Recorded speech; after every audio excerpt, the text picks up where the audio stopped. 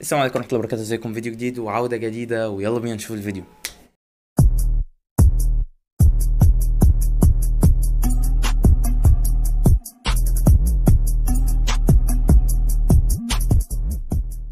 يوم الجمعة 2/8 الساعة 6. ده الفيديو. المفروض اليوم ده اللي كنت هنزل فيه فيديو الساعة 7:30 الصبح، بس ما كنت مستعجل. في الفيديو بتاع النهاردة هحكي لكم قصتي مع الاكتئاب لمدة 365 يوم، سنة بحالها، في فترة اكتئاب لا أتمناها لأحد. هنصحكم في شوية نصايح وهتشوف كلام على ايه. آخر حلقة من فقرة ليه.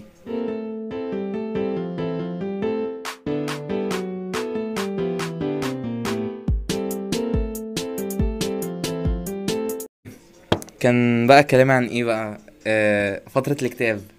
فترة الاكتئاب دي كانت بالنسبة لي أقذر فترة، لأن عن طريقها أخدت قرارات أنا مكنتش عايز أخدها وما حبيتش إن أنا أخدها أصلا. كانت إن أنا بقى إيه، عزلة، فشلت في شغلي اترفضت كتير من الشغل، وحصلت لي حالات نفسية كتير. كان بداية الموضوع من ساعة لما أنا نجحت في تالتة ثانوي وطلعت الأول على الدفعة، وده كان أكبر غلطة إن أنا عملتها، إن أنا نزلت إن أنا طلعت الأول. عارف انت بقى الدروبات اللي هي العين دي وكده يعني، والحسد موجود وكل حاجة، بس نصيب الحمد لله يعني. حصل ان انا في الشغل اللي كنت بشتغله وكنت متفوق فيه، حصلت ان هم اتهموني بالسرقة واتطردت من الشغل، بعد ما حتى حصل اثبات ان انا ماليش ذنب، وما اتطردتش، انا سبت الشغل. وكان في كلام وحش بيتقال عليا من ناس تانية. نفسيتي طبعا كانت زي الزفت. وطبعا انت معاك شخص في حياتك بيستحملك غصب عنه. يشاء القدر ان انا بتعصب على الشخص ده، فاهم؟ اتعصبت كتير كتير كتير، والله اتعصبت كتير. الفترة اللي انا كنت بتعصب فيها دي ما كنتش متزن نفسيا نهائي نهائي نهائي. تمام.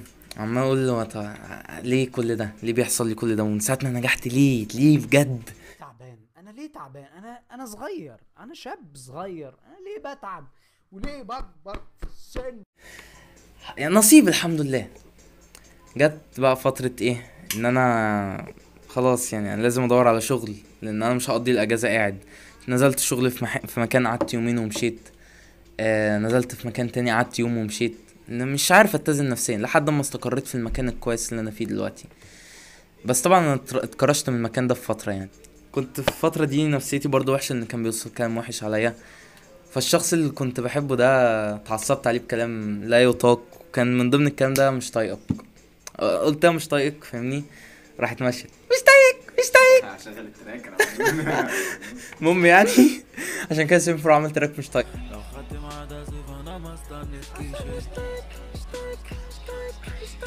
مش طايقك ده تراكي، والبيت بندتا اللي عامله. تخيل اخد عليه كوبرايت. كل ده عشان شبه ترافيس سكوت اصلا. لا عارف اخد كوبرايت من مين؟ مين مني. ده ليه؟ مني. ايه الضحك ده؟ الشركه اللي بنزل عليها التوزيع مديني الكوبرايت. يعني انت يعني انا صحيت على الرسالة بقى الساعة 7:30 الصبح. ده بقى ايه فكرة فيديو الساعة 7:30 الصبح؟ ف بيس يعني، انت سبتيني ماشي يعني. حاولت انتحر.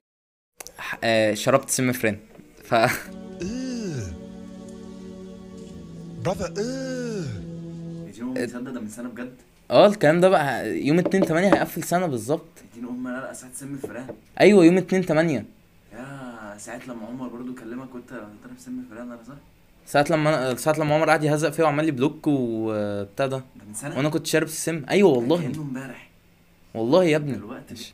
المهم يعني كان صاحبتها عرفت، فدخلت تقول لي اللي انت عملته ده وبتاع، وحصل دروب ان انا في كلام بالغلط وصل مني لصاحبتها، يعني كانت تعرف صاحبي وكده، بدون ذكر هو مين صاحبي ده. فالمهم صاحبي ده عرف ان الكلام وصل له، مش هنقول اسمه ايه، عمر علاء. عمر علاء لما وصل له الكلام ده دخل يهزقني وعمل لي بلوك. المهم يعني سابني كنت بموت. صاحبتها دخلت لي قالت لي طب بالله عليك رجع، وحياة ربنا ترجع، وغلاوتها رجع. هرجعك والله، لا رجعكم لبعض. انا والله اللي خلاني ارجع ان هي قالت والله هرجعكم لبعض. فرجعت. طبعا كان يشاء القدر ايه بقى، رجعت السم، بس كان في حبه فضلوا في بطني. يشاء القدر بقى ان هم دول سبب تقرح المعده وارتجاع في المريء، فاهم؟ تخيل بقى انا عايش حياتي على اكل مسلوق وبتاع، في سرسوب طالع من الشباك ده اللي مكيفني بصراحه. كان شاء القدر ايه بقى، ان انا خلاص انا عايش على امل ان هي هترجعنا لبعض، وكل يوم اقعد اعيط، كل يوم اقعد اعيط.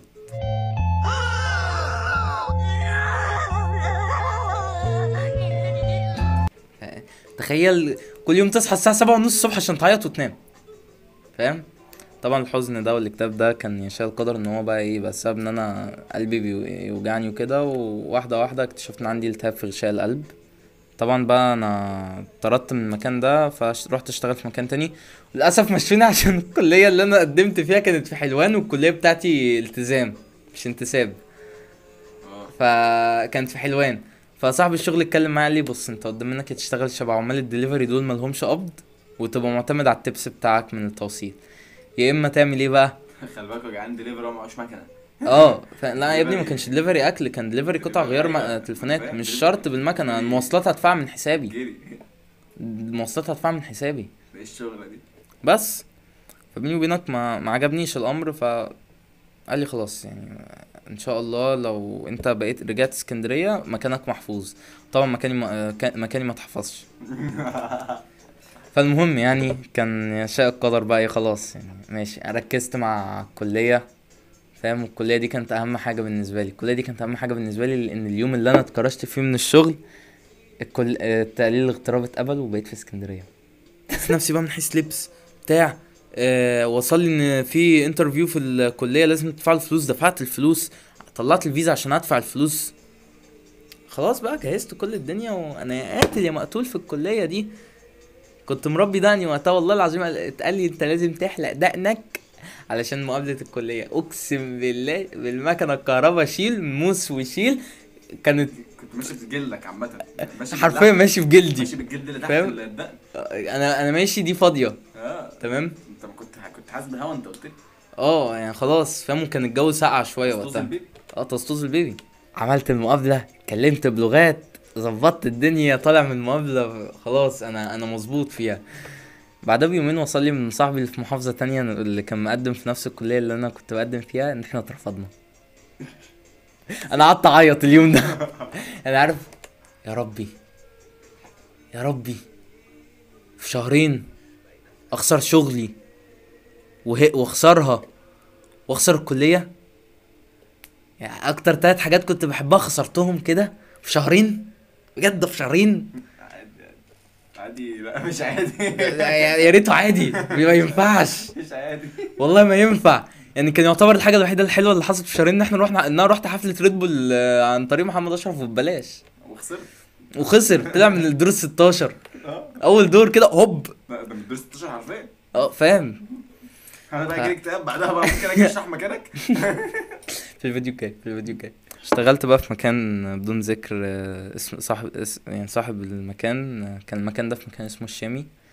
فالمكان ده انا اشتغلت فيه مش عارف حد، لان 3/4 الناس هناك بلطجيه. يعني لو انت من اسكندريه عارف اغلب اللبط موجودين في الدخيله. القاهره مش عارف، اغلب اللبط موجودين في شبرا اعتقد. يعني معلش لو انا بقول معلومات غلط صحح لي المعلومات دي في الكومنتات. شوف الفريمات كده. عامة في حاجات كتير في الزاوية الحمراء. اشتغلت في المحل التليفونات اللي في الشامي، وكان يشاء القدر ان انا اعرف ناس كويسه، ناس محترمه، ناس حبيتها جدا، فاهم؟ ناس غاليه جدا. تمام. تراك علي. سنة كبيسة اكتر حاجة ماشية. سنة كبيسة فاهمني، منقيها ابني. حرفيا ان دي كانت الحوار ده حصل معايا في السنة الكبيسة، فاهم؟ عرفت ناس حلوة جدا، ناس طيبة بتاع. وطي الصوت وحياة امك، صوت البتاع يطغى عليا، وطي الصوت. مش تاخد كوبرايت يا ابني صاحبنا؟ عادي ما حدش يضمن، ممكن انا نشد مع بعض. عرفت الناس اللي في الشام دي كانت ناس كويسة وكل حاجة، بس كان يشاء القدر ان تحصل معايا مشكلة انا وصاحب المحل ونشد مع بعض واسيب له المحل. رجعت عاطل.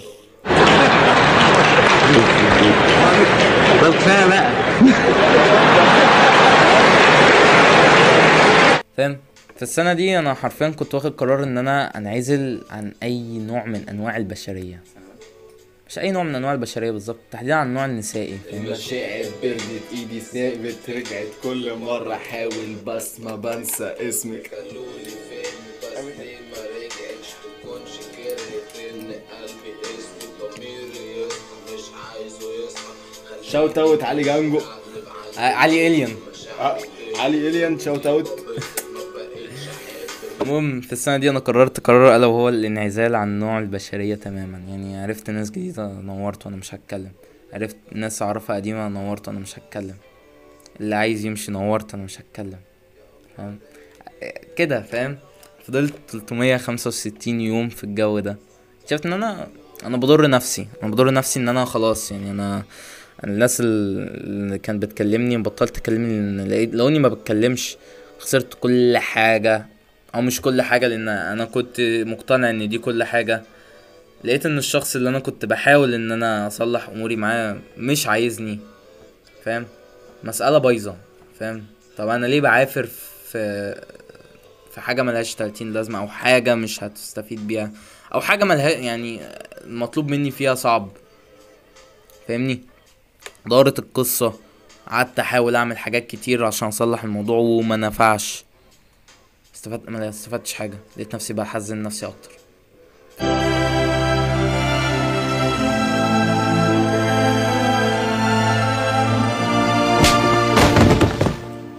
وفي اخر الفيديو حبيب اخوك واحلى نصيحة اقولها لك، ما تخليش حياتك متمحورة حوالين شخص، فاهم. الشخص ده مصيره يتغير، مصيره يمشي، مصيره يسيبك. خلي حياتك دي مليانة، اعرف ناس، صاحب ناس، خليك قريب من الناس، فاهم. انا عن نفسي انا بكره العلاقات، بكره قصص الحب اساسا يعني. املى حياتك بهوايات، فاهم يعني. استنى بقى نخلع المايك. املى حياتك بهوايات يا اسطى، فاهم. العب، اعمل فيديوهات، العب جيم، روح العب كارديو يا عم. لو انت تخين خس يا عجل، فاهم. ما توقفش حياتك على حد، لان الشخص ده مصيره هيمشي، فاهم. يعني هل انا لسه بحب الشخص اللي مشي ده؟ الله اعلم. هل انا مستنيه يرجع؟ الله اعلم، فاهم. بس اللي انا اقدر اقوله كل حاجه بقت بالنسبه لي لا، مش مستني. هل انت مستني ده؟ اجابتي لا، فاهم. طب ليه انا قلت الله اعلم؟ الله اعلم. حبيبي ليه تغيب وتسيبني لحالي، وحشاني ليه ما كنتي معايا دي ثواني، تسألني